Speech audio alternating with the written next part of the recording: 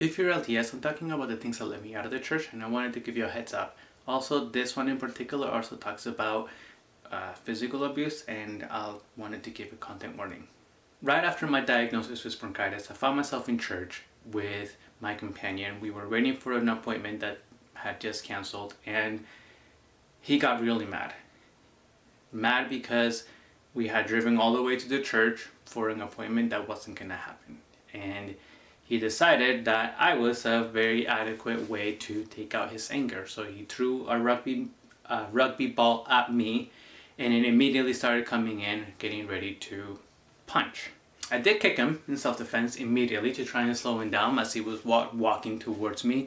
But I was 138 pounds and 5'8", still 5'8", and I didn't stand a chance. This guy was built like a truck, and he started swinging, and I'm doing my best to not get hit, and all of a sudden I look down and I notice that there's an uppercut and there's nothing I can do. I'm gonna get hit. So I put my arm in front to try and block it, and he lifts me up like a video game.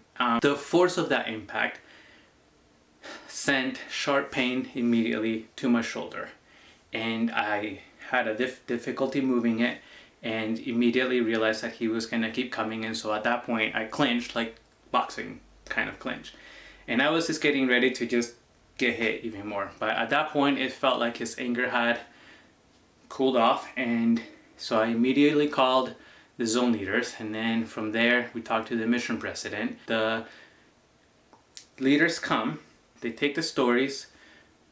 My companion is kind enough to not lie about it and just tells them straight up he got mad and started swinging. I had nothing to do with the reason why he was angry. And I told my mission president, like, I can't do this. I cannot be with somebody that just started swinging. And he proceeds to tell me that he's not in a position or a place for him to be able to do an emergency transfer. And on top of that, this person had caused enough issues to where the next step would actually be to send this individual home. And they were from out of the country, which was too expensive. And so he told me that his solution was to just let him take charge, my companion, and to just not say no to anything, because he could not afford to have another fight. He immediately knew that he had all the power, and he started finding ways to exploit this, and it turned into a situation in which I was always trying to see where he was, because I knew that he would be charging at me, like tackling or doing something like that, because he knew that there wasn't anything I could do. I was put in harm's way. Somebody was physically abusive, and instead of taking me out of the situation, all the church did was just tell me to take it, essentially, and to do my best not to piss him off so that I wouldn't get hit anymore. Now, some people might want to dismiss this, like, oh, is this something that happened so long ago and it was just a fight?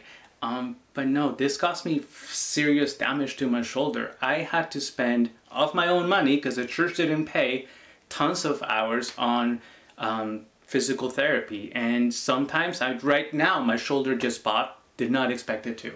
The mission broke me, not just emotionally, but it also broke me physically. And I'm still having to pay for it.